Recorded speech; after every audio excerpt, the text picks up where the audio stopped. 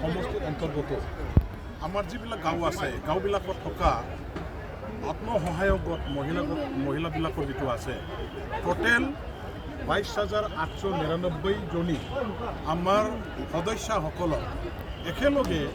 বৰ্তমান এই মুকলি পথাৰখনত অসমৰ মাননীয় মুখ্যমন্ত্ৰী ডাঙৰীয়া দেৱৰ প্ৰতিনিধি হিচাপে আমাৰ অসমৰ এজন শক্তিশালী কেবিনেট মন্ত্ৰী মাননীয় জয়ন্তমল্ল বৰুৱা ডাঙৰীয়া দেৱে আমাৰ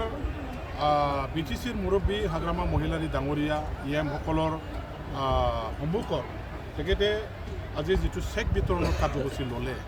মুখ্য অতিথি হিচাপে তেখেতে থাকি পেলাই অসমৰ মুখ্যমন্ত্ৰীৰ হৈ যেনেকুৱা ধৰণৰ মহিলাসকলৰ আমাৰ আত্মসহায়ক গোট যিবিলাক আছে আৰু বিশেষকৈ আমাৰ মহিলাসকলৰ কাৰণে এটা শক্তিশালী অৰ্থনৈতিক মানে কাঠামো যিটো আমাৰ বুনিয়াদ প্ৰতিষ্ঠা কৰিবৰ কাৰণে অসম চৰকাৰৰ ফালৰ পৰা আত্মসহায়ক গোটসকলক জনপ্ৰতি 10,000 টকা দিয়াৰ যিটো উদ্দেশ্য তেখেতে যেনেকুৱা ধৰণৰ সুন্দৰকৈ ব্যাখ্যা কৰি দি মহিলাসকলক উৎসাহিত কৰিলে মই ইয়াৰ কাৰণে আমাৰ আজিৰ যিজন মুখ্য অতিথি জয়ন্তমল্ল বৰুৱা ডাঙৰীয়া দেৱক মই ধন্যবাদ জ্ঞাপন কৰিছোঁ আৰু একেলগে 22,899 জনী মহিলাসকলক আমাৰ যিসকল আত্মসহায়ক গোটৰ সদস্য আছে তেখেতসকলক 10,000 টকাৰ যিটো আমাৰ চেক বিতৰণ কৰিবৰ কাৰণে আঁচনি মহিলা উদ্যমিতা আঁচনিৰ নামেৰে আজি ইয়াত ৰূপায়ণ কৰিলে শুভাৰম্ভ কৰিলে বৰ্তমান সমষ্টিৰ কাৰণে ইয়াৰ কাৰণে মই মুখ্যমন্ত্ৰী অসমৰ আমাৰ মাননীয় ডক্টৰ হেমন্ত বিশ্ব শৰ্মা ডাঙৰীয়া দেৱক মই মানে এই অঞ্চলৰ ৰাইজৰ হৈ সমষ্টিবাসী ৰাইজৰ হৈ আত্মসহায়ক গোটৰ হৈ অশেষ ধন্যবাদ মই জ্ঞাপন কৰিছোঁ তেখেতে যেনেকুৱা ধৰণৰ এটা আঁচনি গ্ৰহণ কৰিছে মহিলাসকলক আৰ্থিকভাৱে স্বাৱলম্বী হ'বৰ কাৰণে আৰ্থিকভাৱে সবল হ'বৰ কাৰণে শক্তিশালী হ'বৰ কাৰণে যেনেকুৱা ধৰণৰ এটা আজি মানে দায়িত্ব অৰ্পণ কৰিছে যেনেকুৱা ধৰণৰ এটা চৰকাৰীভাৱে সাহায্য প্ৰদান কৰিছে আমাৰ আত্মসহায়ক গোটৰ সদস্যসকলক আজি উদ্যমিতা মহিলা আঁচনিৰ নামত 10,000 দিয়াৰ বাহিৰেও অৰুণোদয় আঁচনি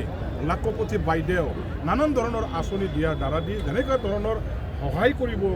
মানে আঁচনি গ্ৰহণ কৰিছে আগুৱাই নিয়াৰ কাৰণে যেনেকুৱা ধৰণৰ আঁচনি গ্ৰহণ কৰিছে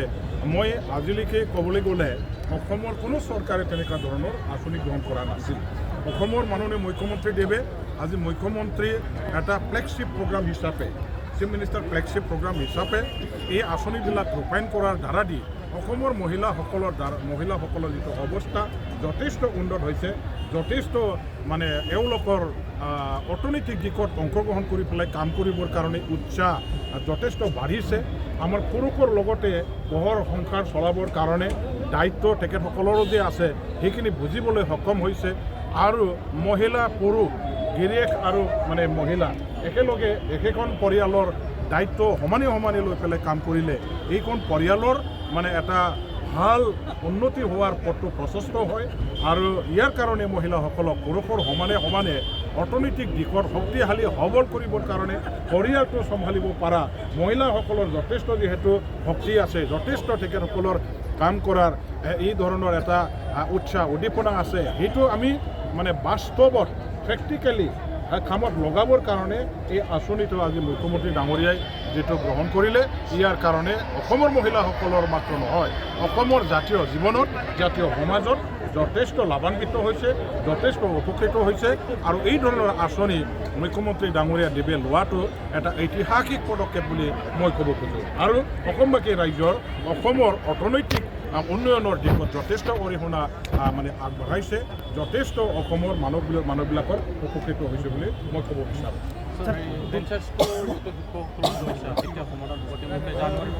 ভেঞ্চাৰ স্কুলৰ সমস্যা সমাধানৰ কাৰণে আমি এটা একশ্যন প্লেন তৈয়াৰ কৰিছোঁ আপোনাসকলে জানে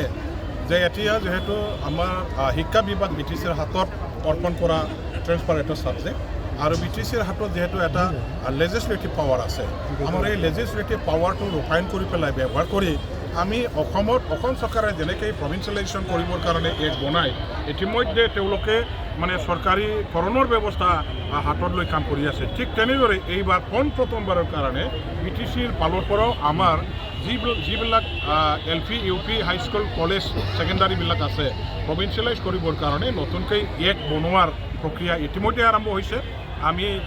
কমিটি অলৰেডি BTC গভৰ্ণমেণ্টৰ পৰা গঠন কৰিছোঁ এক্টটো ড্ৰাফটিং কৰিবৰ কাৰণে আমি অহা এই ডিচেম্বৰৰ 10-12 দিনৰ ভিতৰতে নিশ্চয়কৈ আমাৰ এক্টটো কমপ্লিটলি বনাই ল'ব পাৰিম ইয়াৰ পিছত এক্টটো আমি সৰ্বসন্মতিক্ৰমে পাছ কৰি ল'ব লাগিব বিধানসভাৰ মজিয়াত পেছ কৰি ইয়াৰ পিছত আমাৰ প্ৰভিন্সিয়েলাইজেশ্যন সম্পূৰ্ণ হৈ যাব আৰু অসম চৰকাৰে ইয়াৰ ওপৰত অনুমোদন জনায় দ্বিতীয় তেখেতসকলৰ ফালৰ পৰা যিটো দায়িত্ব লোৱাৰ তেওঁলোকৰ এটা কৰ্তব্য বা দায়িত্ব আছে তেওঁলোকে পালন কৰিব এইটো অসম চৰকাৰৰ যিহেতু গভৰ্ণমেণ্ট প্ৰগ্ৰাম হয় আৰু অসম চৰকাৰৰ আঁচনি হয় আমি অসম চৰকাৰ আৰু BTC গভৰ্ণমেণ্ট এতিয়া যৌথভাৱে প্ৰগ্ৰামবিলাক যিহেতু লোৱা হৈছে গতিকে অসম চৰকাৰৰ আজি যেনেকৈ আমাৰ ইয়াত এজন মন্ত্ৰী আহি পেলাই তেখেতৰ হাতেৰে আমি মুকলি কৰিছোঁ তেনেকুৱা ধৰণৰ প্ৰত্যেকটো সমষ্টিৰ প্ৰগ্ৰামবিলাক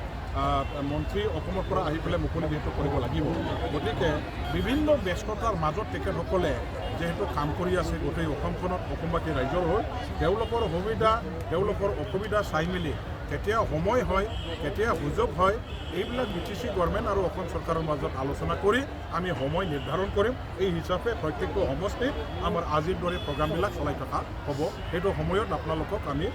জনাই দিম। Thank U.